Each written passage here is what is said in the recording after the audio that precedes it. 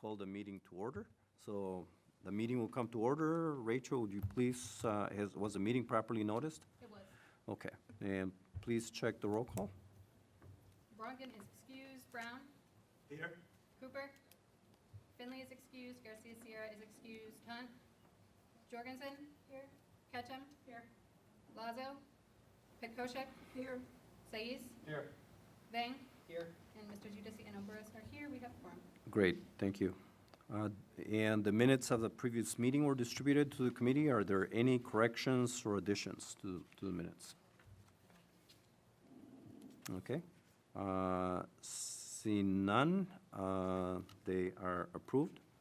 Do we have anyone registered for public comment? We do not. Okay.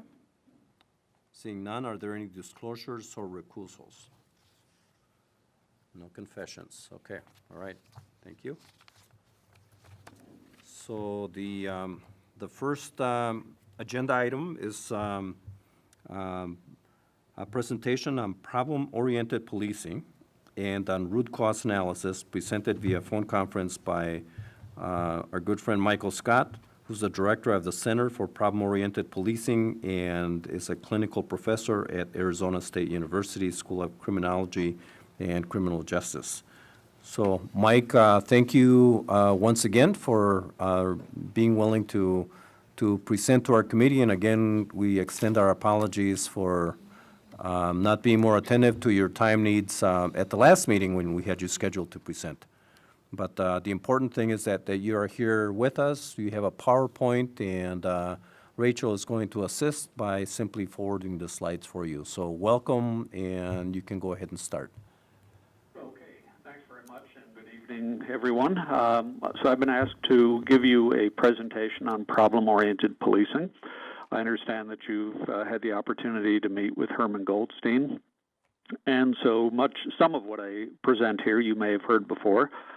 Probably can't hurt to reinforce what Herman may have told you. If I had the time to fully explain this concept to you, I could use 2 weeks or 2 months or probably 2 years. But I'm going to make an effort to get this idea across in about 15 minutes, and then entertain some questions. Next slide.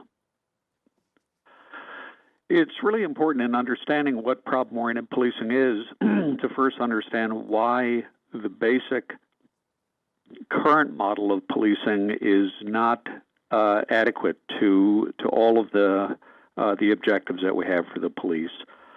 And I don't have time to go through all of this, but this graphic really tries to illustrate that there is a pretty large gap between what is commonly understood about how the police operate and how they carry out their duties and the realities of policing. And all of us have been steeped in Hollywood's images of police and policing and how they go about their work and how they can be effective. It's all great entertainment, but to a great extent it's all nonsense. And part of that is to recognize that the function of the police is not as simple as we might believe it is. It's infinitely more complex. And the police are asked to deal with certainly serious crime, but serious crime only constitutes about 15% of what the police do. 85% of what police do is not really considered serious crime, but it's important enough that the public expects the police to deal with it. The public also has a sense that the capacity of the police is almost unlimited, that there are lots and lots of police officers always available to do whatever is needed, and that just isn't the case. Police capacity in any police department is far more limited than many people imagine. And the police need a lot more assistance than is commonly understood. The police need to apply a lot of additional and more varied kinds of responses to deal with all their work than just the conventional things that we see on TV. Patrol officers driving around looking for trouble, responding to calls for service, investigating crimes, and making arrests when possible. Those are important police tactics, but they'll never be sufficient by themselves to deal with all that we ask the police to do. and police exercise a great deal more discretion than is commonly understood. So I'm going to skip ahead and highlight some of these points a little bit further. Next slide. One of them is the conventional view that many people have of the police as simply being the front end of the criminal justice system. That the understanding is that the police will deal with a particular incident. If they have legal evidence to support it, they will arrest the offender. They will send that case over to the DA's office, and the DA will prosecute the case. The case will go to court. A trial will be held. If the person is convicted, they will go to jail, and they will be punished. And it's not that that's entirely incorrect. That certainly does happen. But it's a very, very simplistic view of how the police operate. Next slide. So this graphic, even if you can't read it, it's not that important that you be able to read the fine print. It simply conveys that the whole process is much more complicated than the previous slide would indicate. The vast majority of arrests that the police make, some of them don't even get prosecuted by the DA's office. The charges are dismissed. Even those that are prosecuted, very, very few of them actually go to a criminal trial.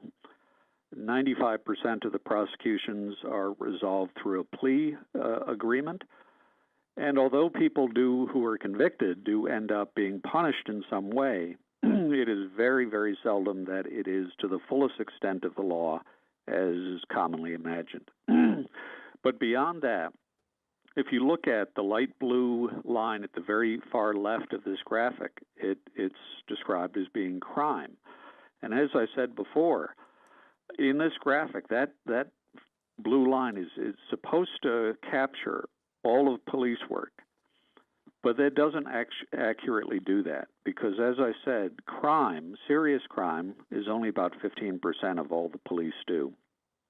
So in reality, if you were to draw this picture more accurately, you'd want that blue line to run all the way up to the ceiling, all the way down to the floor, to fully capture all the work that police are doing. And that makes it a little bit easier to see that it's not possible that all of police work could end up in the criminal justice system for resolution. So take a look at the next slide. And here you see, with the police at the center of this wheel, at the top, the criminal justice system is depicted, and the police do have an important role to play in the operation of the criminal justice system, and the criminal justice system is hugely important to the police. But if it is the only system available to the police, they'll never be able to accomplish all of their objectives. Police, in fact, are heavily dependent on lots of other systems in addition to the criminal justice system for carrying out their duties. That would include the juvenile justice system, the child protective services, the mental health system, drug and alcohol treatment systems, community groups, the school system, dispute resolution systems, code enforcement, nuisance abatement, licensing and regulation, and on and on. And so it's vitally important in any community that these systems all be functioning in a way such that they are available to the police to help process all of the different business that the police have to deal with. Next slide. So all of that is just a backdrop to the concept of problem-oriented policing. And this is as succinct a definition of the concept as we've been able to come up with. It's really got 10 elements to it. It's an approach to policing in which discrete pieces of police business, each of them constituting a cluster of crimes or incidents, and that cluster is subject to examination, to analysis, using crime analysts and using field police officers to better understand each of these problems and to discover a new and more effective strategy for dealing with that problem. The whole approach of problem-oriented policing places a high value on preventive responses, not just reactive ones, responses that are not entirely dependent on the criminal justice system, as I said, and that where appropriate, engage other public agencies, the community itself, and the private sector in helping to control and reduce these problems that the police are dealing with. The approach carries a commitment to not just analyzing problems, but to developing and implementing a new strategy, evaluating its effectiveness to find out if it worked and whether or not it was fair, and subsequently reporting the results so that other police and other police agencies can benefit from the knowledge learned in any community, and ultimately building up a body of knowledge that supports the entire police profession. So this might be the equivalent.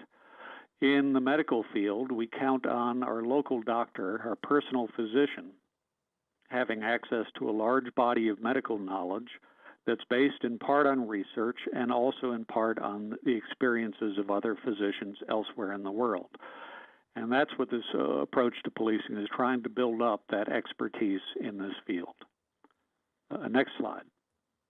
Well, how many problems? We use this term problem in a very purposeful way here. And so if the question were posed, well, how many problems do the police have to deal with? It turns out it's many more than just the 7 or 8 crimes that you see reported annually by the FBI. This is a list of problems that I know the police commonly deal with, and I've been keeping this list for about 20 years. This constitutes about 250 different kinds of problems that most police agencies are dealing with in one form or another. So it helps to make the point that what the police are dealing with is much more in volume and much more complex than is commonly understood. Next slide. So as we move and ask the police to take each of these problems and to analyze them, we're encouraging the police to analyze these problems in a broader way than police are used to doing or have done conventionally. Conventionally, most of police work is really focused on the offender. Who committed this crime? Who committed this offense? And how do we hold them accountable for that? As important as that is, we also want the police to better understand who are the victims, what are the targets of offensive behavior, what do we understand about them, and what do we know about the places where crime and disorder occur. And so thinking about this is a theory-based model for understanding in a broader sense why crime and disorder occurs, and police are increasingly using this model to influence the questions that they ask about these problems. Next slide. So as police develop a better understanding of what is causing, what is contributing to a particular problem.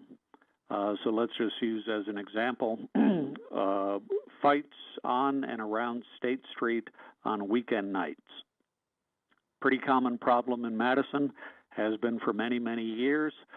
If police were to analyze that, they would come up with a set of insights as to why the assault problem is so acute or so problematic on State Street and in and around the taverns on State Street. And then we would encourage the police to begin to think beyond the simple ability of arresting, the ability of police to arrest offenders for assaults, what else might be done.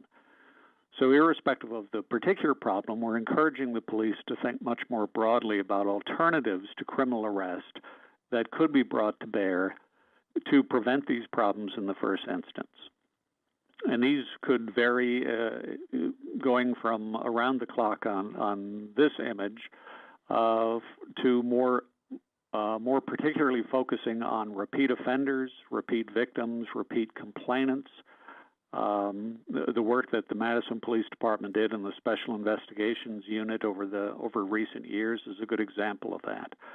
To issuing warnings, to doing selective intensive enforcement, to invoking a wide array of civil laws, to working with probation and parole to enforce conditions of release, to using mediation, negotiation, to altering the physical environment in which crime and disorder occurs, to passing new laws that would control the conditions that create problems, to conveying information to the public and to offenders, to victims, to reinforcing informal social control, whether by parents or by employers or by landlords, to control people's behavior, better coordinating police services with other services, and sometimes actually mobilizing the community itself to respond to these problems. Next slide. In addition, there's a lot of work that's been done in the field of crime prevention. This graphic represents 25, it's actually been 25 different techniques of situational crime prevention. Each of them is over and above the authority of police to put somebody in handcuffs and to put them in jail. So these are efforts to make it harder for people to commit criminal behavior or disorder, to make it more risky, more likely they'd get caught, to reduce the rewards to them for committing the offense, to reduce the provocations, and to remove the excuses. And a lot of work is being done to enhance the repertoire of what the police have available to prevent crime. Next slide. Very often when the police analyze these particular problems, they come to the conclusion that the problem wouldn't be as bad if only somebody, some individual, some company, some organization, would either begin taking certain preventive measures or would stop doing things that are contributing to crime or disorder. And as police come to those insights and reach some conclusions, so for example, if the police in studying the assaults on and around State Street problem concluded that if taverns were better managed, then we might have less violence in them, the trick then is how to get the tavern owners to do the right things in managing their taverns such that violence is less likely to occur there. And if you start at the bottom of this pyramid, sometimes it's as simple as the police just supporting good practice that's already going on. There may be some tavern owners who are doing the right thing, and the police simply have to reinforce what they're doing and to support them. Sometimes all the police have to do is to ask, would you please change your practices, do a better job checking IDs to keep underage people out, to reduce the over-serving of alcohol, and so forth. Sometimes it requires more formal education programs, sometimes engaging with other existing government services, sometimes advocating for the creation of new services, and then getting a bit more confrontational, sometimes making requests, but with the threat of some punitive action if the request is not honored. And that might be public shaming, withdrawing police service, charging fees for police service, passing new laws to require crime prevention, and in some cases even filing civil actions to compel compliance. Next slide. And so in evaluating whether or not these efforts, these new responses to problems are effective, we need to think about what we mean by success. In an ideal world, we eliminate a problem altogether. We just don't have that problem anymore. It may not seem likely, but every once in a while that does happen. More likely is that police are able just to reduce the volume of incidents. We're not having as many fights on State Street as we used to. Or we might just reduce the harm. We're having as many fights, but they're at least not resulting in serious injury or death. Sometimes the best we can do is to shift responsibility to those who are in a better position to address and prevent the problem.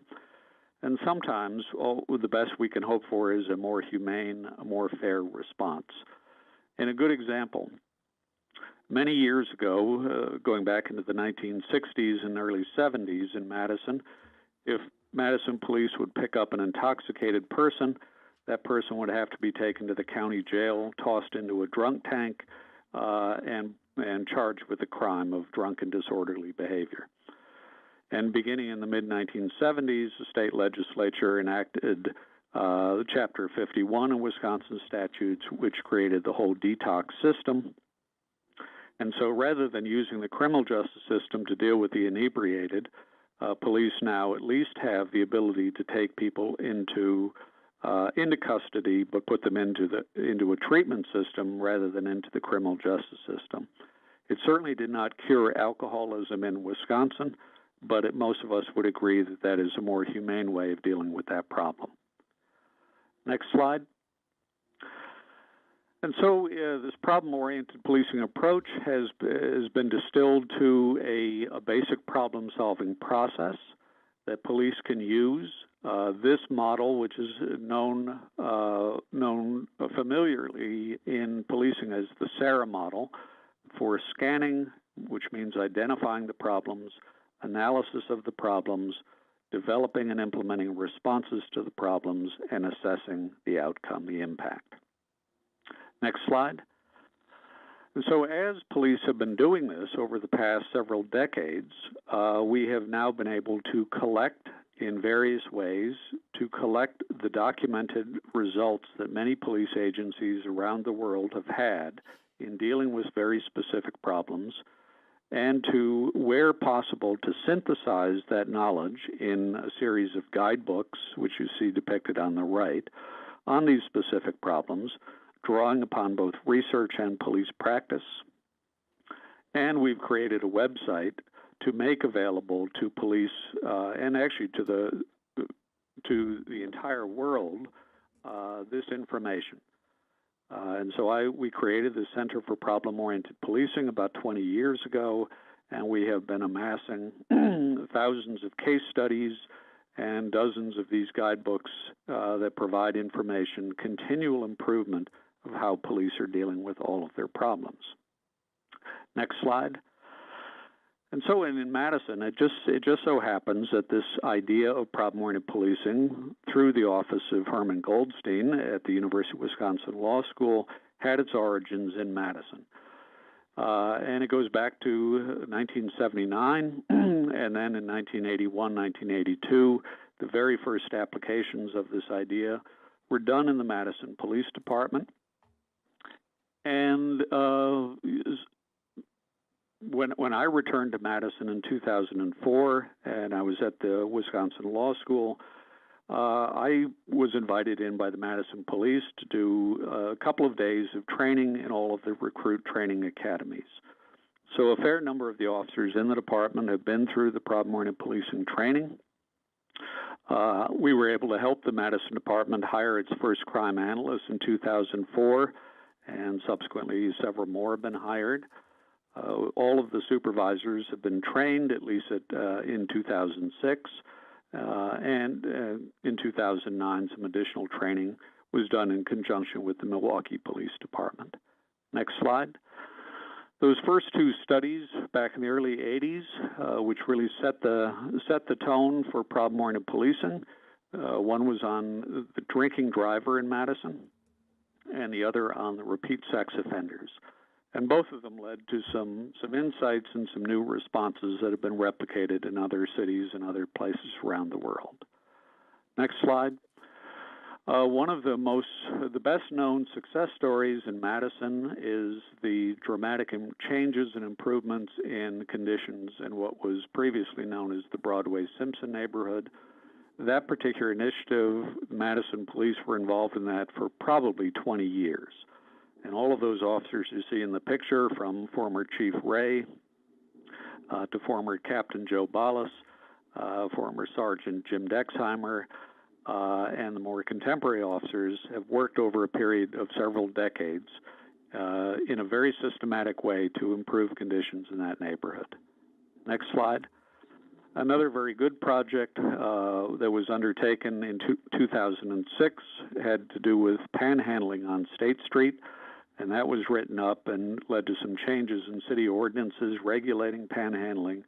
But in point of fact is that graphic on the left indicates work by the Madison Police began on that problem of panhandling back in the early 1980s. Next slide. The policing of the Halloween event on State Street constitutes another important success, I think, for the city of Madison and the Madison Police. and that was addressed using the problem-oriented approach, and over a course of about 7 years, systematically changing and refining the way in which Halloween was managed and policed has led to significant reductions in the crime and violence associated with it. And next slide. And then lastly, an exemplary project out in Olin Park. Olin Park, for those of you who are not aware, for several decades was a renowned location for illicit sexual activity, and it got so bad to the point that the Madison police finally decided that they had to rethink the whole approach to dealing with that problem, shifting away from occasional law enforcement activity, criminal law enforcement in the park, to a basic, thorough redesign of the park, and a change in all of the routine activity that was going on in the park. And today, so far as I know, at last word, the activity in Olin Park is dramatically changed and improved for the better. Next slide. So again, Madison is not the only place where this approach. In recent years, Cincinnati has gotten a fair amount of attention for its implementation and adoption of the problem-oriented approach, and its experience of not only some improvements in the effectiveness of the police, but it has reduced considerably the long-standing racial tension between the black community of Cincinnati and its police department. And in Milwaukee, likewise, there's been a renewed effort at trying to improve the policing in Milwaukee through the problem-oriented approach.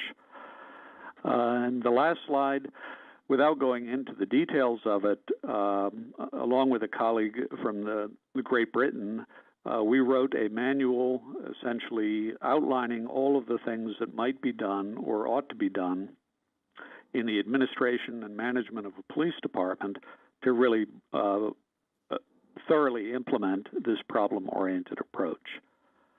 So with that, I'm going to stop the presentation, and if anybody has any questions, I'll do my best to answer them. Thank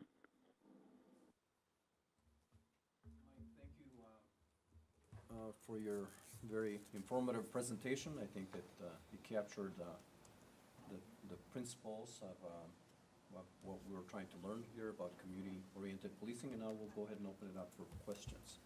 Anyone have any immediate questions? I do have one, Mike. As you know, one of the main issues that Madison and many cities are dealing with is this gap of trust that has opened up, or maybe has existed all along, but certainly very evident now. This gap of trust between the community and its local police departments. Could you speak a little bit about how maybe the problem-oriented policing principles or concepts could help to address that issue? Sure. I hope you can still hear me. You were cutting out a little bit there, Luis, but let me use as an illustration the two neighborhoods in Madison. The previously mentioned Broadway Simpson neighborhood, Lake Point Commons, I believe, is a contemporary name of it, and Allied Drive. So two neighborhoods that at various points in Madison's recent history were widely considered the most troubled and most violent neighborhoods at different points in time. For the successes that were experienced in the Broadway Simpson neighborhood, ultimately the moral of that story was that criminal law enforcement, the police just going into the neighborhood, locking people up, doing drug enforcement, arresting people for assaults and so forth, ultimately was not sufficient for turning around that neighborhood. And really the success of improvements to Broadway Simpson had much more to do with changing the ownership structure of the apartment complexes on Simpson Street and on Broadway. And police were involved in that, but the city got more directly involved in helping to change the way in which those properties were owned and managed. And it was really that change in ownership and management of the properties that led to the significant reductions in crime and disorder. Somewhat in contrast, now, for many years in Allied Drive, the police were reverting back to and using much more of an intensive law enforcement strategy. Lots of arrests, lots of drug enforcement activity, but again, without much success. And ultimately, the successes or the improvements in Allied Drive have likewise, 20-some years after Broadway Simpson, turned more on the ownership and management of the residential properties in the neighborhood than on criminal law enforcement. So when you step back from both of those projects, you begin to realize that the strategy was hugely important. And whether or not the police choose a law enforcement-oriented strategy or a community development, redevelopment strategy, makes all the difference in the world, not only in whether or not the neighborhoods will become safer, but in what level of trust and confidence the communities who are affected by these various strategies have in the police. In the intensive law enforcement strategy, it ends up in many, many cases with high volume arrest, not only being relatively ineffective, but in alienating large numbers of people who just resent that kind of draconian and intensive and intrusive and sometimes abusive law enforcement. And we come to realize that if a police strategy is both ineffective and perceived as unfair, there's not much left to recommend it. So what has that got to do with problem-oriented policing? The problem-oriented policing approach encourages that these discussions and deliberations about strategy, how are we going to deal with this problem, be had before the police launch into the strategy. It's sort of the prior review, the prior discussion, the deliberation that can head off some of the practices that end up alienating the community from the police. Thank you. And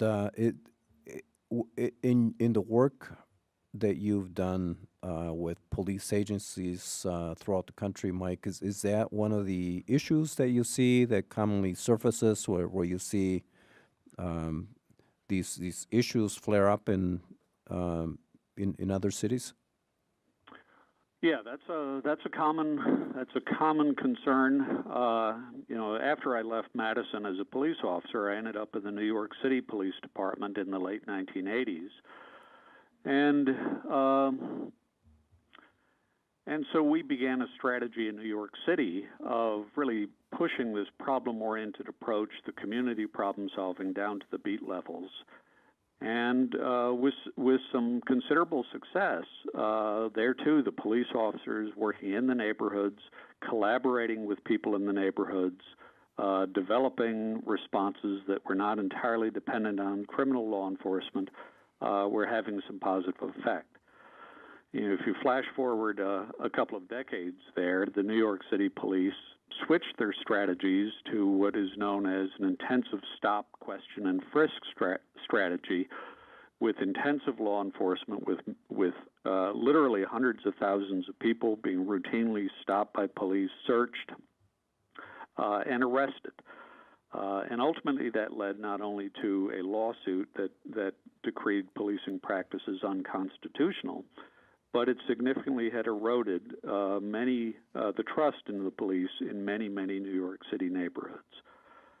And so New York City has had to rethink that strategy, and in more recent years, having been prohibited from continuing that intensive law enforcement strategy, they backed off on that and found that they are able to reduce crime and disorder even without resorting to those very aggressive kinds of tactics.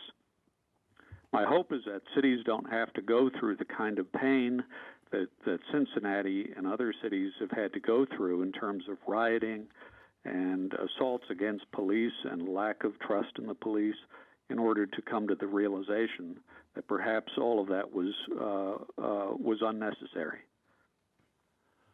Thank you. Gloria, you have a question? Hi, Mike. This is Gloria Reyes from the mayor's office. I have a question. So how does race, have you incorporated race and the racial tensions that we're seeing within your work and sort of leading by race as a consideration through problem-oriented policing? I know, the work impacts the segments of our community that oftentimes impacts our communities of color, but just curious if you have transitioned in any way over the years in focusing on race relations with police departments.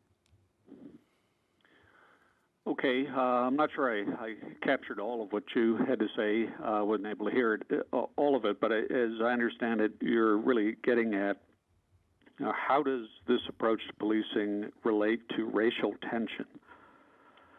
Yes. Well, the approach was not deliberately set out to be a police community relations improvement program, but what we've discovered is that this kind of involvement of the community and the police in discussing the problems and analyzing the problems, in deliberating about the best strategies for dealing with those problems before the strategy is implemented, ends up having an important impact on police minority community relations.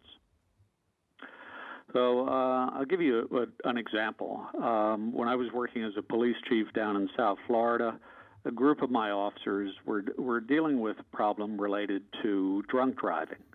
And they perceived that we had a drunk driving problem and that it was really focused on one particular nightclub in which a lot of the patrons were then leaving the nightclub intoxicated. And so the officers were thinking about how they should deal with that particular problem. Well, as they first began deliberating, they thought, well, we'll do what we reflexively do, which is we'll do aggressive law enforcement. We'll put together a drunk driving unit that's just going to swarm the area, and we're going to arrest everybody that comes out of the parking lot that we think is intoxicated. But it was one officer who said, wait a minute, let's think about this a little more carefully. This nightclub is predominantly patronized by African Americans, and we run the risk of being perceived as picking on an African American nightclub when we don't do likewise to other predominantly white patronized nightclubs.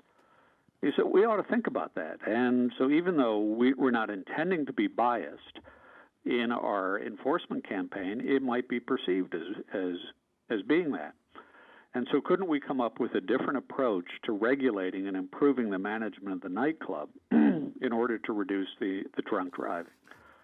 That's the kind of anticipation of police practices that could end up adding to racial tension in a community, that the problem-oriented approach is in a better position to be able to forestall and to prevent than the conventional method in which police simply decide on their tactics and their strategy in their own planning meetings, but without any deliberation with the community. And that extends to all kinds of problems. And in cities that have long-standing histories of racial tension and abusive treatment of minority communities by the police, this sort of prior deliberation and discussion and consideration of alternative responses is hugely important to preventing at least the aggravation of racial tension. Thank you. Other questions?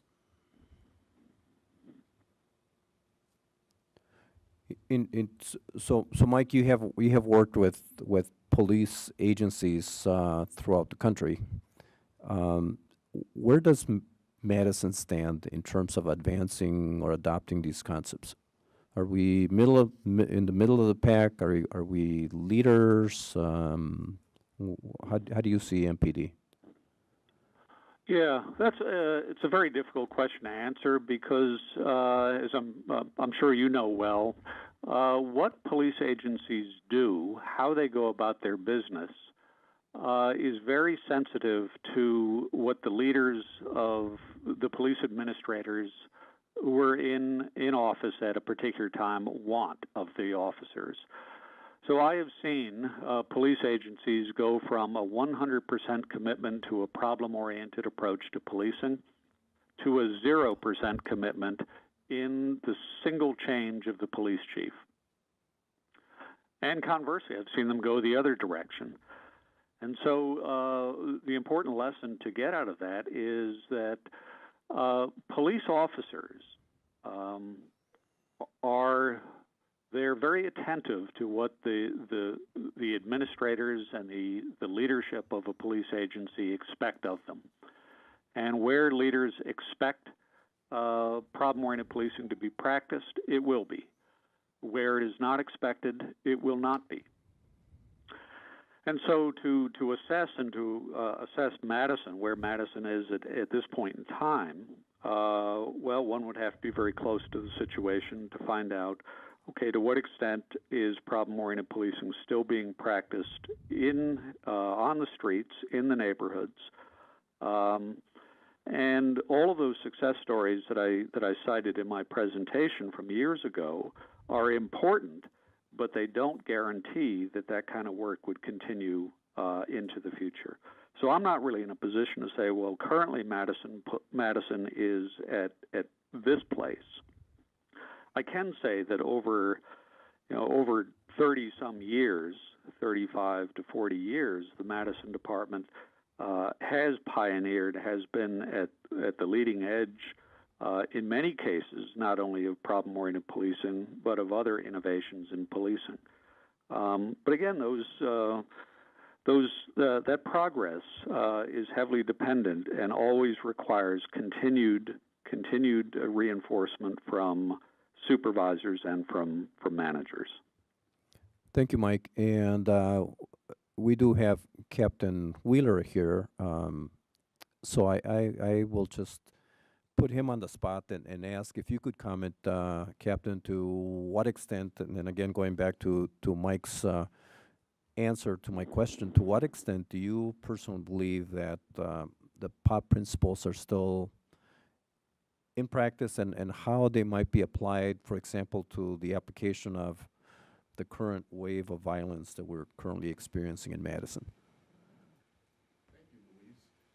We are very dedicated to problem-oriented policing, and is exemplified through our neighborhood officers, our community outreach, and resource education officers, our community policing teams. It's also encouraged by all of the districts, to come up with different projects, problem-oriented policing projects using the SARA model. So we are heavily invested in problem-oriented policing still to this day. And is that still taught to the recruits? And Yes, it is. it is in the academy. Yes. Okay, right. And we still have the, community meetings where we're working with the community. We're listening to the community, and also, looking to the community for assistance in our law enforcement endeavors. Okay, thank you. Thank you. Jerry, you have a question? I had a quick question. With the different police departments and cities that you worked with, what are some of the challenges that police departments or cities have faced when adopting or trying to adopt the problem-oriented policing? Well, one of the big ones really is outside the police department. It's because really practicing problem-oriented policing requires that all of these crime and disorder problems not be dumped at the feet of the police department and the police just simply being told, deal with it. And so it requires that other city agencies, other state and county agencies, non-government organizations, community groups, all adopt an attitude that says all of these problems of crime and disorder in our community are our problems. They are not police problems alone. And that requires a change in attitude and a change in orientation, not only from the police, but from from city government leaders, from department heads, and from community leaders themselves. And that's where the police often get into trouble, is by accepting full responsibility for dealing with very, very difficult, deep-seated crime and disorder problems without turning to others and saying, hey, we need your help. So a very contemporary example, which is sweeping the entire country, is and is affecting Madison as well, is the problem related to heroin overdoses and overdoses of opioid medication. That's an enormous problem, and one that there is no way that the police alone are going to be able to deal with that problem by themselves. And in fact, if they tried to do it and tried to do it through criminal law enforcement, they would not only fail, but they probably would make the problem worse than it is. And so in many communities, thankfully, governments and the health industry are recognizing that the doctors and the pharmacists and the pharmaceutical companies share a great deal of responsibility for addressing this problem, and it can't be dumped just on the police alone. And that slide that I showed with the pyramid of shifting and sharing responsibility is so important. Police historically have been too willing to say, leave it to us, we'll take care of it, when the police really did not have the capacity to take care of some of these problems all by themselves. And just a follow-up question, given your experience working with the City of Madison Police and working with the City of Madison itself, do you have a good, what's your sense as to the cooperation or openness or just the culture of the entities that you've mentioned, in this area right now? Well, I think in the city, it's generally been pretty good.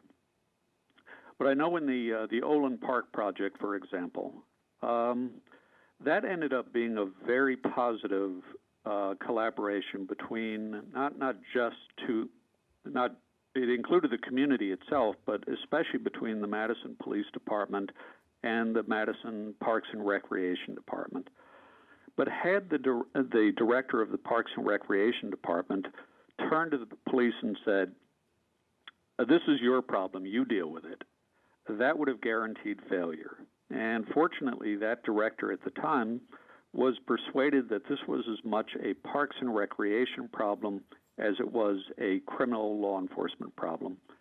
And so that required a significant investment of resources and collaboration by the Parks Department that I hope was and I'm pretty confident, was supported all the way at the mayor's level. But that could easily have gone the other direction.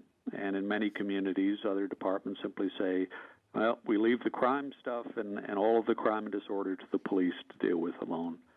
So I think there is a good tradition of collaboration in Madison, but it always has to be cultivated and always has to be reinforced. Thank you. Gloria? Can I just ask one more? Sorry. Unless anybody else wants to take the last question. Okay. So just to go piggyback on what you were talking about, the opioid epidemic and how we get other organizations on board to help support law enforcement. I'm just wondering, I've noticed that with the opioid epidemic, it's been great. I mean, people really have stepped up, doctors, public health, medical industries. And again, with the race issue, I mean, that's impacting mostly our white middle class individuals. And I'm just wondering, are we doing anything, or do you see anything happening within our communities of color, those communities who are really struggling to get organizations to have that same support? I'm just curious, because a lot of times, our law enforcement officials are having to deal with so many things in that community, as you mentioned, but we don't quite get the support and the wraparound that we're seeing with what's happening in the opioid epidemic. So I'm just curious, are you seeing any mobilization around those, that issue, or just communities of color who are struggling with issues? And I know, you know, you're teaching, you know, on, you know, officers on problem-oriented policing. I'm just wondering how we can help support other organizations to get involved in dealing with these issues.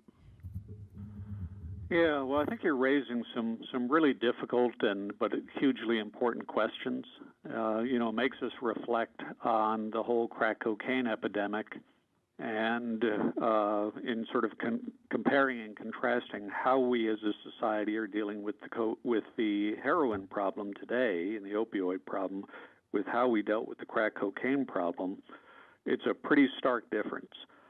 And had we treated the crack cocaine problem more as a public health and medical problem than a criminal law enforcement problem, we might not have caused as much damage and harm in neighborhoods as we did.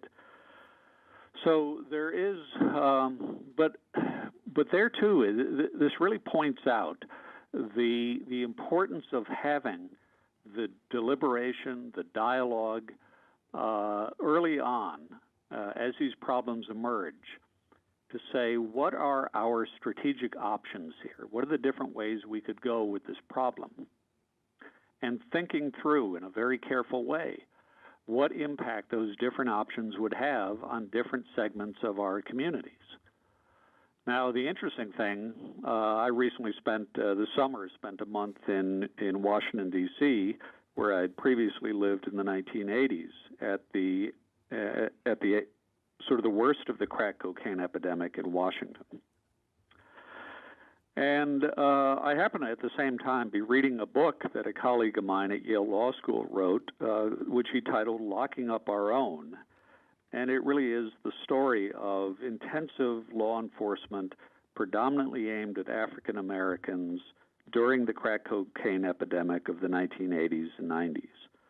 And the interesting part of his story, which is really centered on the neighborhoods of Washington, D.C., is that even the African American community, the leadership in the African American communities, were advocating intensive and harsh law enforcement as the best response to the crack cocaine problem. So you were right to acknowledge that sometimes, as a society, the majority powers that be don't give the benefit of the doubt or don't treat crime problems in minority communities in the same way that they do problems in white communities. We can't always be assured that simply having voices from the communities of color will necessarily lead to less draconian kinds of interventions.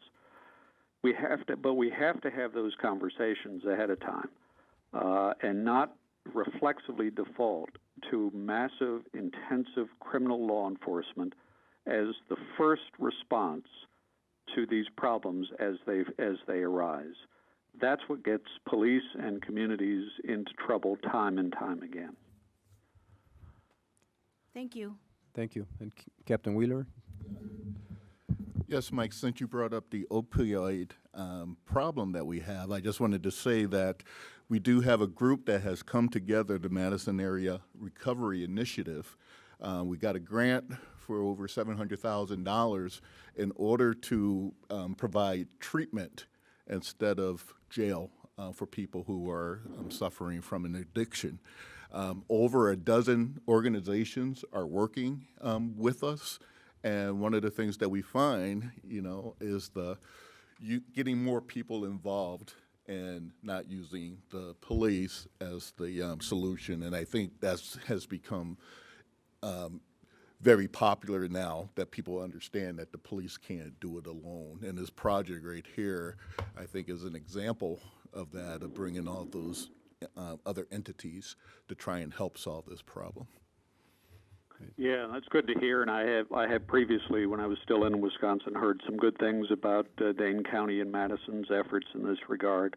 And so we want to remember there will be a new drug epidemic to follow in the future. We don't know what it will be, but I'm hoping that we remember in the future what are the lessons from the crack cocaine epidemic and what are the lessons from that opioid heroin epidemic, and how did we treat those, and which way should we go in the future? Thank you, Mike. Okay, at this point, I'll entertain one last question so we can move on to our next presenter. Any last words for Mike Scott? Mike, we greatly appreciate your presentation and the great discussion that we had following up on the information that you provided to us. Thank you again for sharing your time with us, and hopefully we can call on you again in the future if further questions arise. Okay, very good. Thank you much. Good Thank night, you. everyone. Thank you. Enjoy the weather in Arizona. Thank you. All right. So at this point, I'll turn it over to my co-chair. Thank you, Luis. First things first, I'd like to acknowledge Alder Barbara McKinney for her presence here this evening. I think I've said this quite a few times already, but being an ex officio member of the committee, obviously procedurally makes sense that you can weigh in on anything, but it's also invited given your knowledge and expertise as well. So thanks for being here. A little bit of context before we get into the second agenda item. It's primarily around the Community Policing and Body Camera Ad Hoc Committee that was formed a couple of years back. We were very fortunate to actually have 3 members of our committee who came from that committee. The chair, Veronica Lasso, is a member here. The vice chair of that committee, Tom Brown, who's here this evening, obviously, and then Anthony Cooper, who unfortunately isn't here, but all 3 of those members came from that committee and were part of ours. The city did contract out a portion of that work, the community engagement sessions, and they did that with the YWCA. And one of the principal individuals in that work was Jacqueline, forgive me, Bogus, who's the co-director of Center for Families Policy and Practice. So she is here with us this evening. Obviously, that committee sort of made a recommendation not to move forward, and but we just think it's an appropriate part of the totality of the work that we're doing to talk about that, to discuss a little more, and just kind of take a lot more in. So feel free to sit there and take it away. And after her presentation, we'll field questions for Jackie. Rather have this laptop over there so you can advance it? No. Oh, if you, I'm happy to do it. Yeah, Happy yeah. to do it. That way you don't have to. Yes. And while Rachel does that, I will read out the agenda item, which is a presentation by Jacqueline Bogus,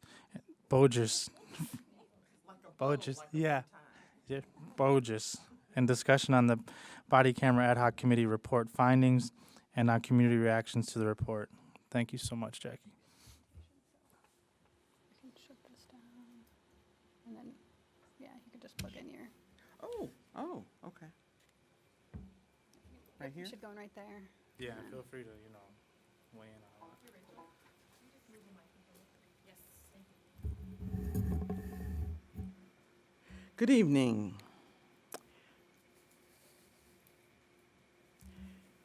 So, no glasses. One over, 2 over. Thank you. Slideshow from beginning. Thank you very much. All right. I didn't realize this was 2 years ago until Gloria called me the other day. I did a presentation. You were saying that some people, it's not the same committee, so I'm talking to different people, sort of. Yeah, so Yeah. 3 members of that committee came over to ours. Okay. And have you all discussed this or read the report? So you have, okay. All right, so if you have any questions of me before I get started, I'm happy to answer them. But if not, I'll just move right ahead. Okay, all right. So as Christian said, I'm from the Center for Family Policy and Practice here in Madison. I went to law school here in the 80s, came back in 1995, and my organization is on the Square, small public policy, social welfare policy organization, and we focus on nationwide focus on African American and Latino men and economic security in families for and how those men contribute to their families. And in our work, we do lots of focus groups with men across the country, men and women, but mostly men across the country. And so I do a lot of work with the YWCA Madison, and anyway, that's who I am. So there were community engagement sessions. I just put an example of some of the questions that I asked. The way we did it, we came in and talked to Gloria and talked about what questions we were going to ask in the focus groups. And so we created this set of questions. I put 3 of the questions here. We asked people about their interactions, what they knew about body-worn cameras, and what they thought about the positive and negative aspects of police body cams. I worked very hard. I tried my best not to just ask the questions and write down what people said. So that's what I have, is asking these questions and writing what people said. That's what I hope I did. So some of the groups are up here on the screen that we talked to: 100 Black Men, Nehemiah, Centro Hispano, Freedom Inc., an LGBT group on campus, G-Safe, Alianza Latina, Man Up, Madison Urban Ministry, Operation Fresh Start, 3rd Street, YWCA Madison, Unión de Trabajadores, and I can't say the last one, and then Urban League of Madison. We talked to all those groups in small groups and then put the information together. Overall, the general perspective was, from the groups, no strong feelings or detailed argument in favor of, and I should say, no strong or detailed argument in favor of police officers wearing body-worn cameras. And at the beginning of most of the groups, there was no strong argument against, right? So we said at the beginning what we were going to talk about, and there was no strong feeling either way at the beginning of the groups. Expression of potential positive and negative impact of body-worn cameras. So people talked about the positives, and they talked about the negative impact. The final conclusion was that the policy would not improve the chances of residents' safety. That was the conclusion of most of the groups broadly, not each and every individual that I talked to, but that was the broad conclusion of most of the groups. That it would not improve the chances of resident safety, but people were not necessarily individually strongly against body-worn cameras either, right? But I would say that that is the conclusion. But they did have some concerns. They were concerned about officer manipulation of the camera device. And that was the number one. That's why it's at the top. The second thing was that a general false sense of security, that people would think because we have these cameras, that means everything is fixed, and now we know exactly what's going on, and, it's false sense of security. And then the third one was privacy. Some people had concerns about their privacy because it's videotape. So I have quotes sprinkled throughout that give you an idea of general ideas. So I didn't just choose a quote that was not in the context of the broader general idea of the conversations. So with regard to manipulation of the camera, these are exact quotes. Can police alter the image? Can they turn it off and on at will? What are police bringing into situations when they arrive? These are just direct quotes. With regard to the false sense of security, this was a broad, and I use this one because more than one person, I would say more than 50%, probably more than 60% of people said body cams are not a panacea. And if you remember, we also talked to some city folks, who work inside this, city workers, and they said the exact same thing, that body cameras are not a panacea. And then with regard to privacy, the overwhelming feeling was privacy is going to be violated. Now that police are going to have cameras, people are going to be even more scared to fight for their rights, to get their papers. That was in the context of immigration concerns. As I say, we did talk to some city workers, including IT professionals, and they were in agreement with some of the things that folks said in the groups. So these professionals, city workers, said, what the public wants are often things that would have to be redacted. I know for a fact that we would redact a shooting. What the community wants, that type of thing, would not be released anyway. There's just so much information out there now that is available that would need to be reviewed and would need to be redacted. That reviewing the records, my concern would be that it would be very suspicious because large portions probably would be redacted. So broadly, and I went through and found the themes, and broadly the themes were mistrust of the police, fear of the police, and frustration with racial profiling and discrimination. So I will go through each one of these in turn. Mistrust of the enforcement system, fear, and racial profiling. So the mistrust, here's a quote, I don't see how body-worn video would help at all because I feel like police officers already have way too much power.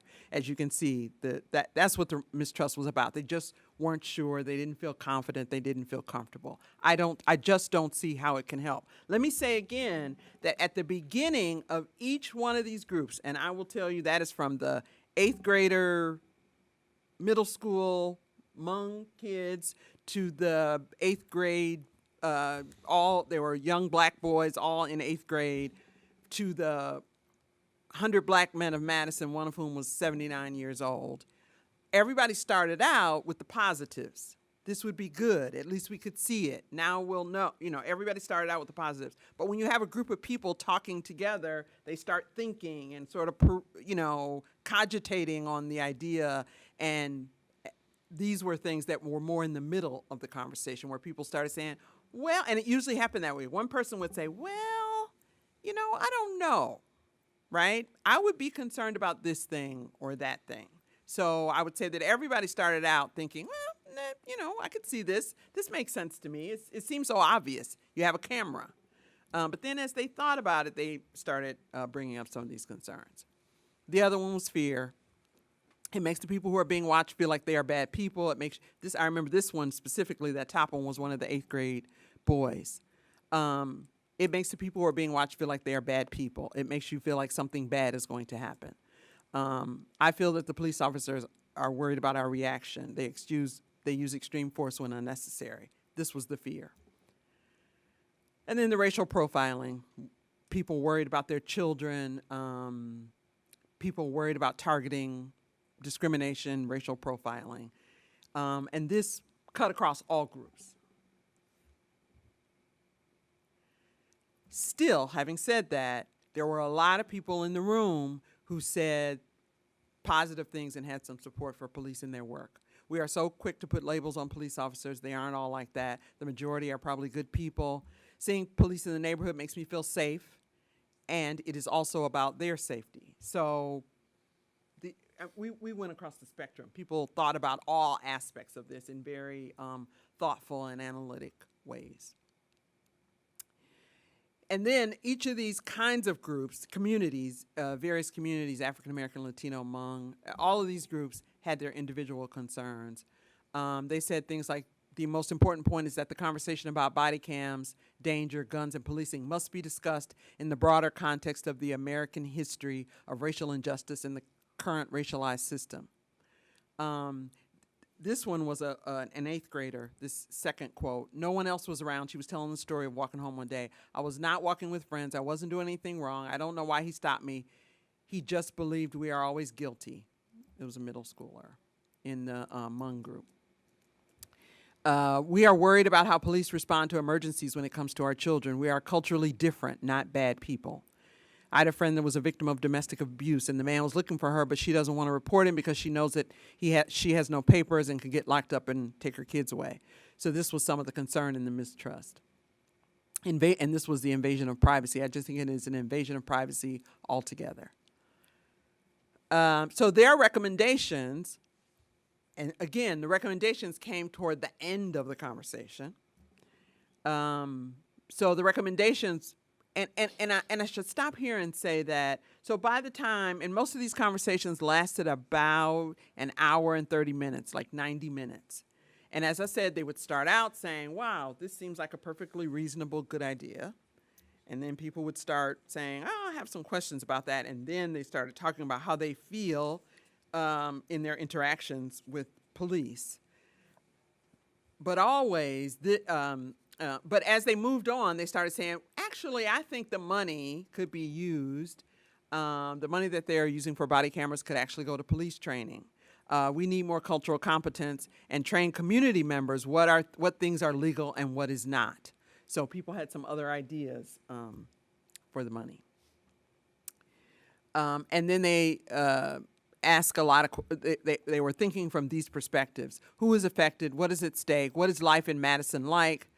They talked about community policing versus hotspot policing, and they talked about broadly what should be done. And then these are YWCA recommendations, which you can see in your report. This is the end of the report. And I just want to reiterate that people were very thoughtful in these conversations. They did express these main three things: mistrust, fear, and concern about racial profiling. They did express those three things over and over and over. So I didn't just find it in one place or one person. It was in every single group. Two of the groups were conducted in Spanish, which I could not do myself, but I had a Spanish speaker at the YWCA, native Spanish speaker at the YWCA translate it, and everybody, they were very thoughtful, broadly very thoughtful about the conversation. Some of them didn't know that it was going to be about body cameras until I showed up. I just said, hey, what are we going to talk? They would say just, what are we going to talk about? And I asked the questions, and they had heard of them, obviously. They had heard of body cameras. And these were their responses. So I would be open to questions, if you have any. I'll start off. I don't have any questions for Jacqueline, but I want to just make a statement. Obviously, being on that committee and serving on it, I thought that the committee worked very hard at trying to tackle a very challenging and probably ongoing scenario and issue, as we all know, sitting around this room here. But first and foremost, I'd like to say that I believe that Jacqueline's group did a fantastic job in their research, in their dealings with the community. One of the things that I would also point out is that the sample size was obviously excellent. I thought they spoke with a lot of the people that they needed to speak with. But something that keeps coming up in my mind every time I think about that, I have nightmares about that. We had so many discussions on that. Good and bad. There's no question about it. There are good police officers as well as probably some that are bad, or dishonor the badge. But one of the things that did, and I want to reiterate this, the mistrust, the fear, the privacy issues, and then of course the biggest question of transparency. Is this going to be open to the public, the records, or will there be changes made?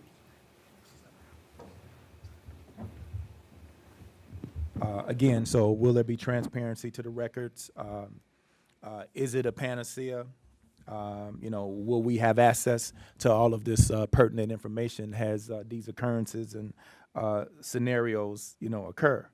And in talking with a lot of the people that I knew from the Urban League around the community as well, that were people of color, they made it very clear that they were indeed scared. And so, it was probably a horse apiece. You get a few people in the room that say, yay, we support it. You get a few people in the back that was kind of shivering and saying, I don't know.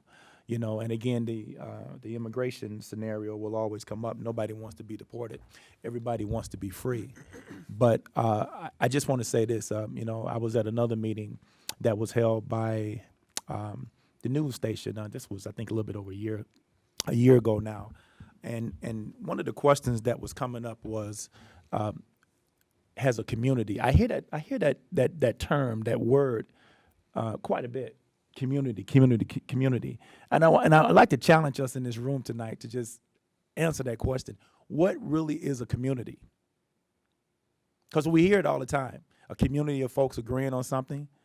Because I believe this. I don't know that we're ever going to reach a finite answer on what we're searching for. And I don't know if you ever can find a number of, I'll just say research that supports 100% that this is the route you ought to take. So it seems to me that this is going to be ongoing forever. But if a community is what I think of a community, that's all folks, all people, all genders, you know, all ethnicities, all coming together, sitting in a room from every organization that's in the community or that's in the area or the environment, and agreeing on a simple solution. But of course, when we talk about some people giving up maybe, I don't know, privileges or things that they deem to be free to them, or assets, we'll say, to certain things, whether it's resources or whatever it may be. But to me, in order for the major change to occur, we're going to have to come together as a community with everyone on the same page. And I know most people say, well, Tom, will that ever happen? Well, I don't know. But we can form all the committees we want, right? And we can ask all the questions, and we can keep saying, well, we need more research. Because one of the things that I heard when we voted on this the first time was, from a few people, was we needed more research.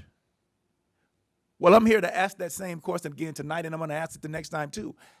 How much of the relevant facts that we have on all of the scenarios as to why we're sitting in this room right now, how much is enough? How many deaths do you need? How many cases of domestic violence do you need? How many pushback scenarios of information or resources not used properly or used properly do we need? Before we can sit down and bring everybody together and say it affects everybody that lives in this area. Before we say, that's enough.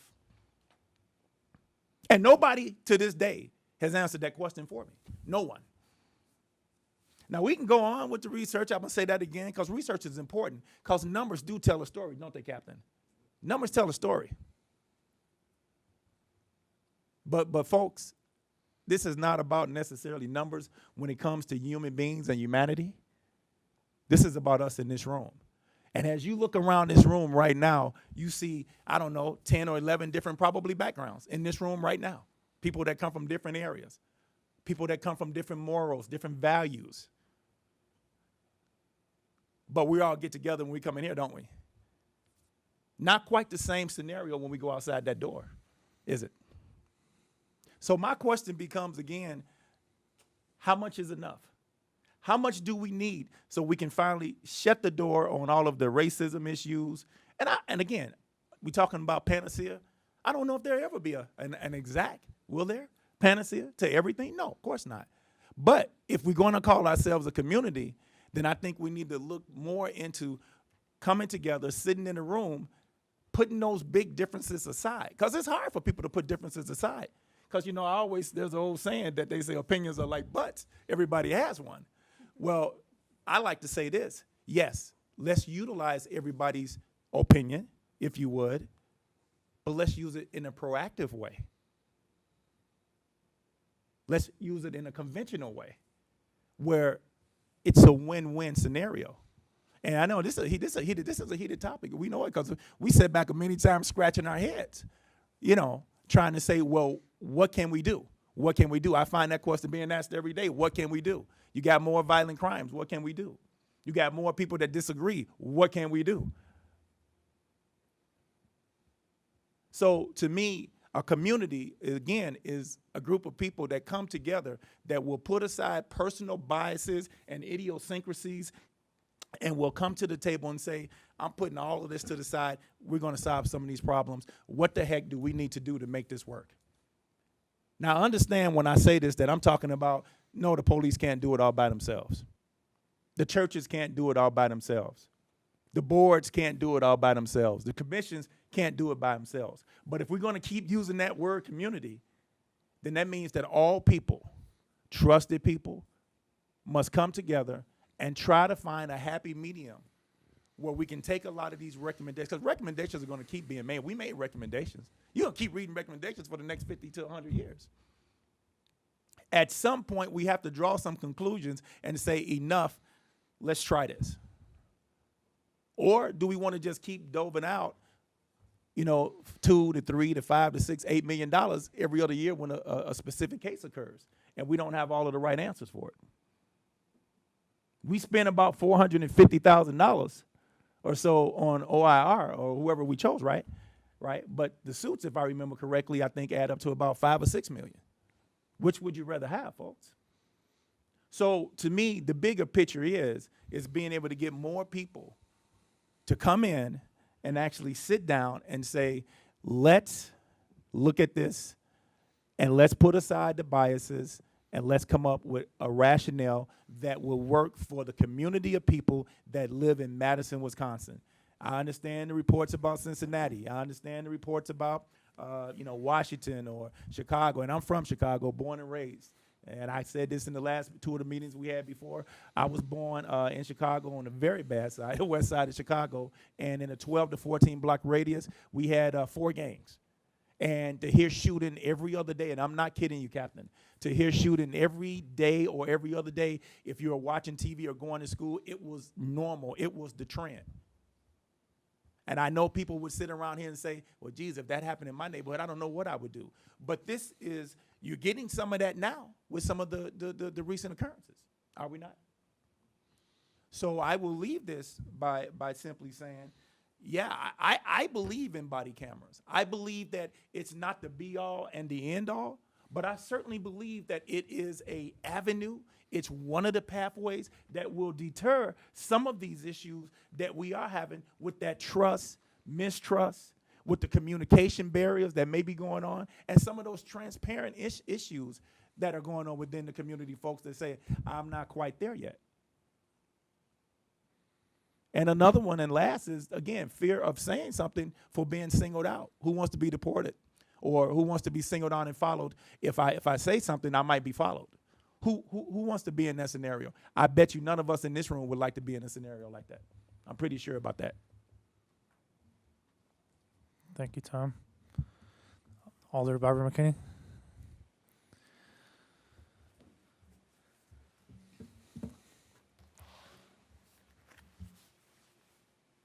You just had to pull me to the table.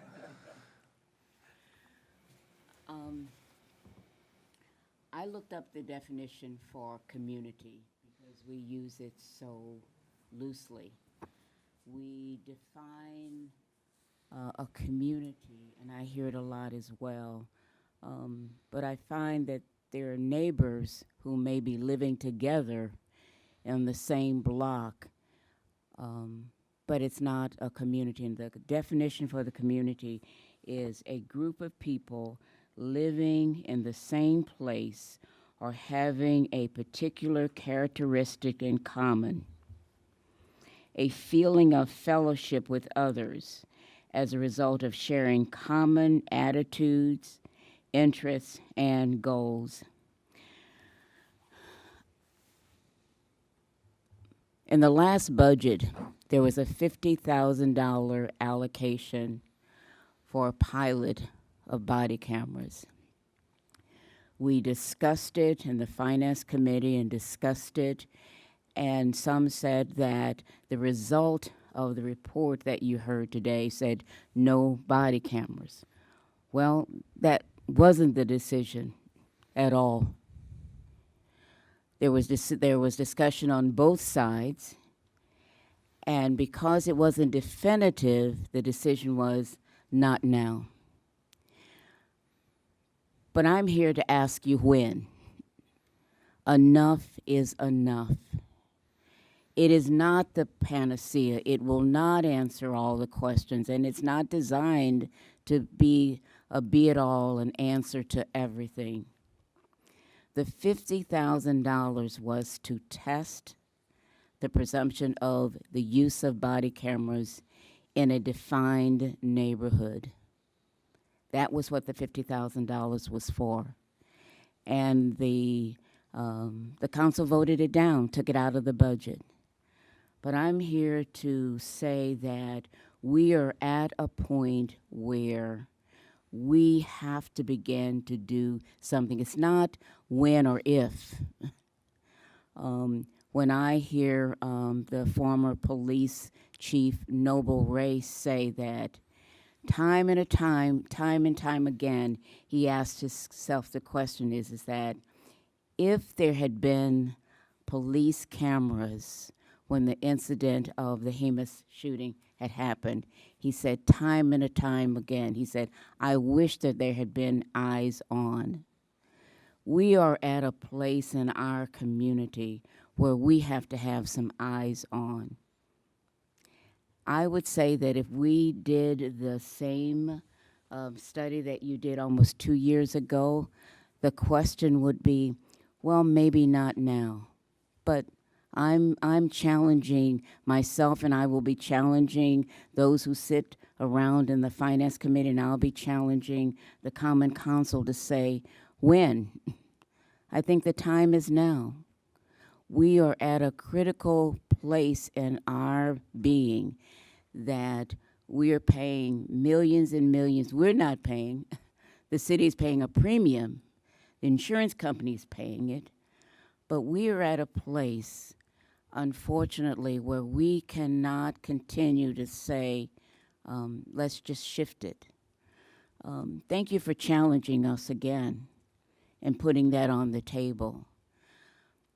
And I thank you because when we look at the various cultural groups to say, you know,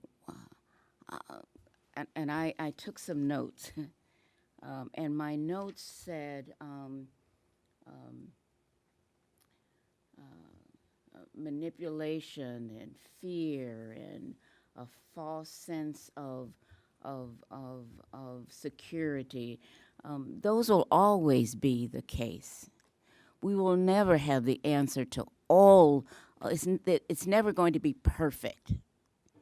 But we live in a society where at least we will have the opportunity to have eyes on. We will never know what happened in that stairwell when the Tony Robinson shooting happened. There were no eyes on. We will never know what will happen when we have eyes on. And so we've had examples of the videotaping where police and the video camera went to court and then the outcome still was not definitive. Yes, we'll have those. But I'm here to say that we are at a point where we really have to say that the body-worn cameras can be resourceful for the police. It can also be resourceful for the citizen, but at least it gives us an opportunity to test. We don't know and that's what a pilot is. A pilot is that we have to put it in place to know what works, what does not work. We have to put it in place to determine how we modify it, how we don't modify it. How in the world will we know unless we test it? I mean, that's what a pilot is. You put a pilot in place and you determine what fits and what does not fit. So I'm here to ditto exactly what you said. I'm absolutely in favor of body cameras. They said, oh, you know, the only thing that you want is body cameras. I want a community that is safe. And if that will give us an opportunity as one additional eyes on, then we should use it. We should not expect that that's going to solve the issues that we're facing in our community. It's not going to solve it. But if it gives us another tool in our toolkit to use, then why would we not use that tool?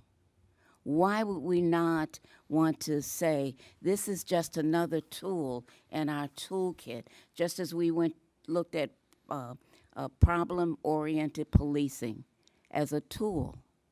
This is another tool.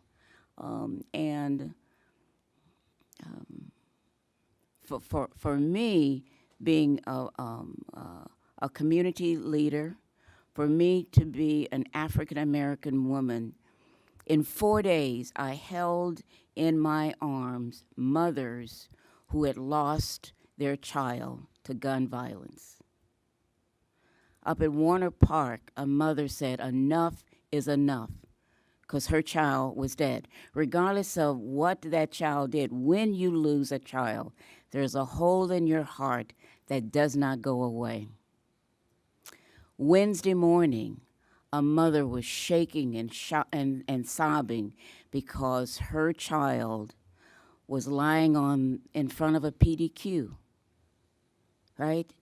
And so we have to begin to say, as community leaders, as those elected, for those who are sitting around this table now, to say and to push us as elected officials to say, don't let us off the hook, right? You should be demanding. So the ORI study, that is forecasting, right? But we are at a now place. We're now going into the budget cycle.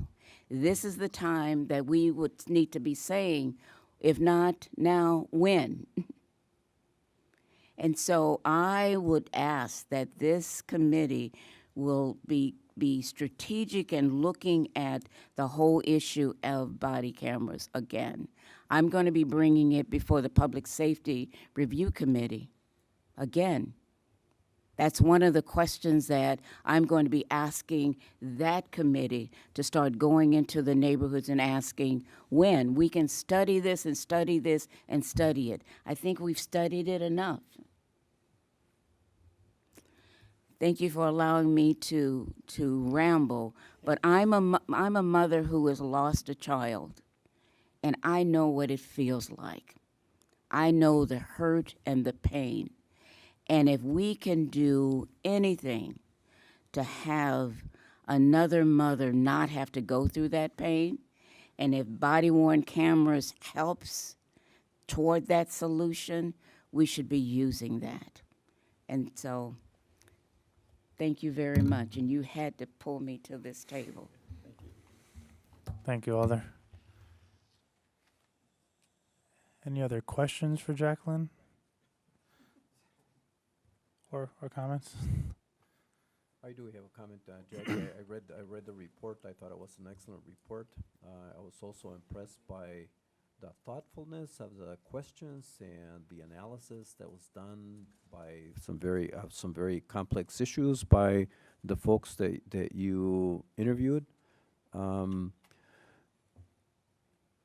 I was very impressed by that. But I'm wondering, do you have a sense for how the larger community who was not part of your focus group and how they would feel about the camera? For example, is there a difference in how the white community feels about cameras versus our communities of color? Permission to talk to marginalized Yeah. groups and communities, so I don't know. I did have a woman call me at my house. She saw my name and she called me at my house. A white woman who was not invited because she was not part of that, and she wanted body cameras. I think she called me on the phone, but that's one person. Okay. I think I just want to say that as I was pulling it together, and I tried to really be true to what people said to me. That was the only, I don't have a dog in this fight, except my own personal, opinions as an African-American woman. But I tried to be really true, and I will tell you that people were not, stomp their foot against body cameras. That's not, this report does not say that, and that is not the case. But I will tell you that I tried to get them to discuss the question at hand, and the reason I came up with those three things, fear, mistrust, and concern about racial profiling, is because that's all they wanted to talk about. So that was the important point for me, and that's why I constructed the report the way that I did. But people are concerned about all the things that were just brought up here just now. They have the exact same concerns, and so I'm sure I don't know. I'm not going to speak for people. They didn't tell me, but I tried to give you what folks gave me. I have a question for you as well, Jacqueline. Sure. Given your background and how I'm assuming you either lobby for policy changes or understand how policy changes affect, in your case, men of color. And I'll also premise my comments with some stuff that Alder McKinney mentioned, the fact that whether it's video footage from a body camera that an officer is wearing or video footage from somebody else loading it up on Facebook or whatever it is, many folks across the nation or whatever, those specific communities that those officer-involved shootings happened in, people are assuming that some sort of criminal prosecution would happen, criminal conviction, and some subsequent, jail time possibly. However, as the Alder alluded to, that doesn't always happen. So this isn't necessarily like the puck ends here and end all be all solution. But I want to put you on the spot. So in your professional opinion, do you, for our city, given what it looked like $1 million price tag to implement it, and as well as some of the mistrust that people have of the body cameras not actually doing any change, in your opinion, do you see it, an implementation of a body camera being a positive thing for our city? Well, thank you for putting me on the spot. Yeah. I honestly went into the project not wanting to have an opinion, because it's hard to do conversations in groups if you already have a preconceived notion. I haven't studied the issue very much, and my work is around the issue of economic security, not around violence, police violence, and all those kinds of things. But as I said before, as an African-American woman who has family here in Madison, I'll just tell you the truth, I feel the same way that people in those groups felt. Those other three things were crowd into my brain. I have a, 24, he just turned 24 a few days ago, a year-old son, who I'm worried, he goes to UW Milwaukee, and I'm worried when he gets on the highway back and forth, if he has a light out or something like that. So I have some of the same concerns and worries, and I'm concerned about those fear, mistrust, all those kinds of things. I have some of those same emotions. I just have to tell you that I honestly don't have an opinion that's any more informed than anyone else's, or not even as informed as you all, because you've been studying it. All I have is what people told me. Now, if you see me in the street and you ask me, Jackie, what do you think? I might be able to come up with something. But I can't give you a professional opinion, because that's not what I professionally do. Thank you. I was just curious. I know the Common Council voted down the body camera. What did they cite any rationale or any reason? I know this recommendation was provided to them, but was there anything else that they provided as to why they voted down on body cameras? And I don't know if this might be more tailored towards Alder. Yeah, I don't know.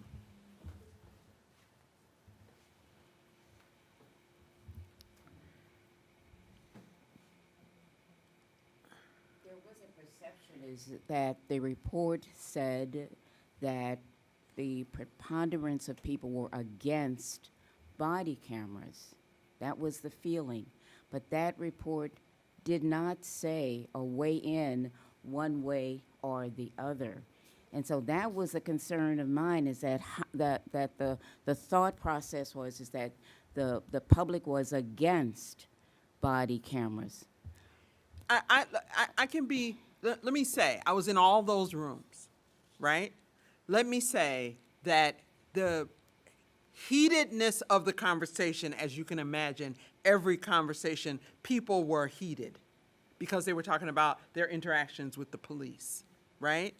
So I think that one of the things that happens is they were saying a lot, and in every group they said, well, what's that gonna do, right?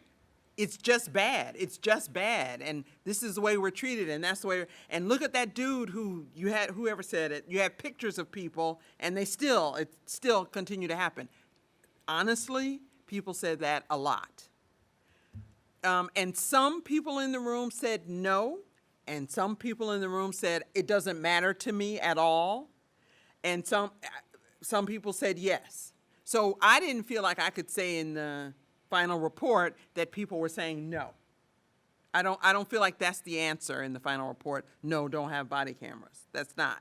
I just want to say one more time, the overwhelming feeling, no matter how much I tried to keep them on track, the overwhelming feeling was the concern about their interaction and relationships with the police.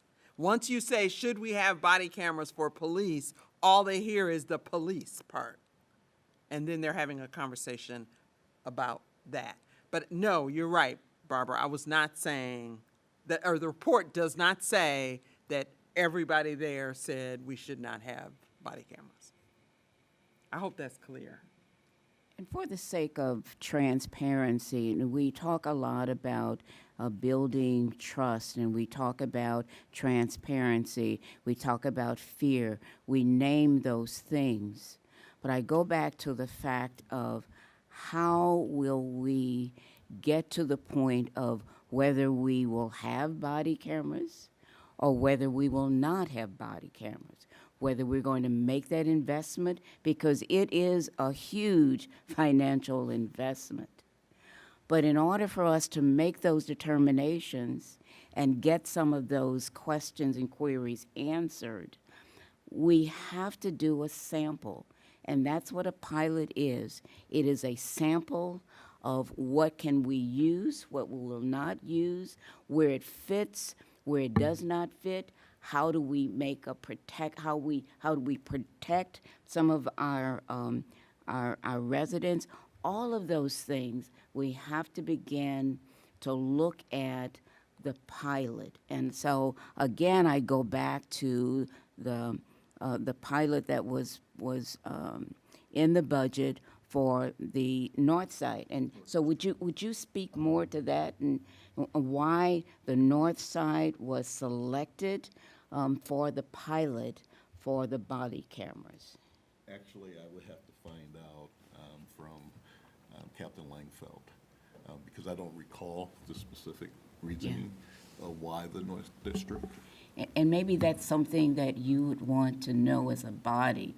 But again, is that before you roll out any product, it's tested.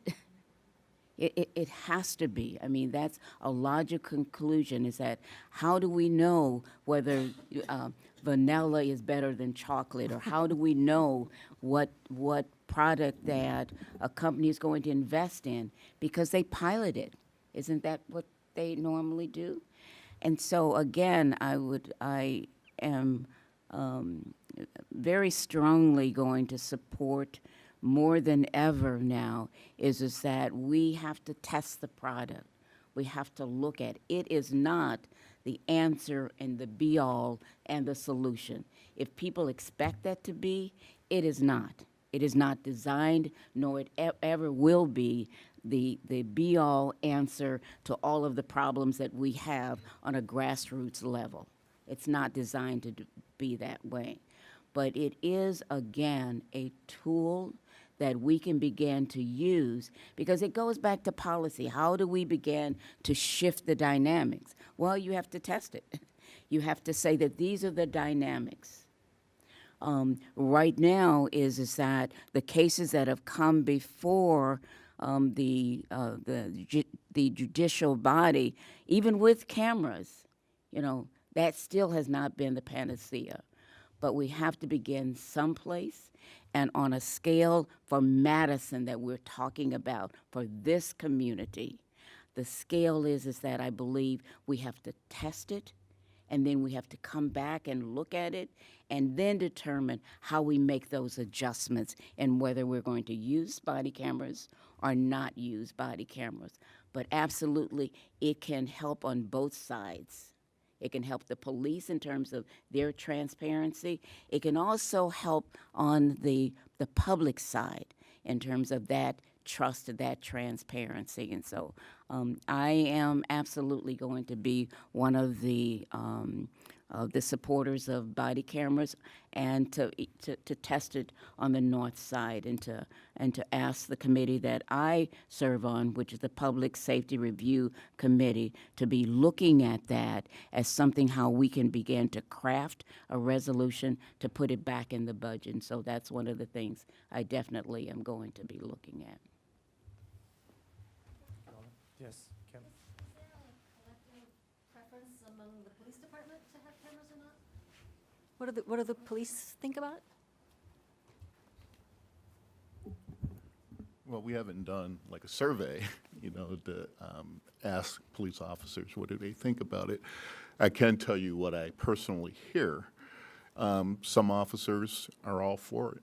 In fact, we have had officers who wanted to buy their own cameras, but that would be some problems with that as far as chain of evidence. I've heard officers say that I wasn't in favor of those before, but now I am because of things that are happening in the current climate. So it's mixed. I would say that our squad videos that we use has been actually great for the officers because it shows what happens. And a lot of times when people want to make complaints about officers, as soon as we mention, okay, you want to come in and watch the video, sometimes, they don't want to come in anymore. And it also has helped when some serious allegations have been made against officers. And you look at the video, you're like, was this person in another location? And, it has been educational because that last incident that I was talking about where the serious allegations were made, we actually went to the place of business and actually showed people who were involved the video and said, this is nothing that was like described, by other people. So I would say it's mixed, right now. Some for it, some not for it.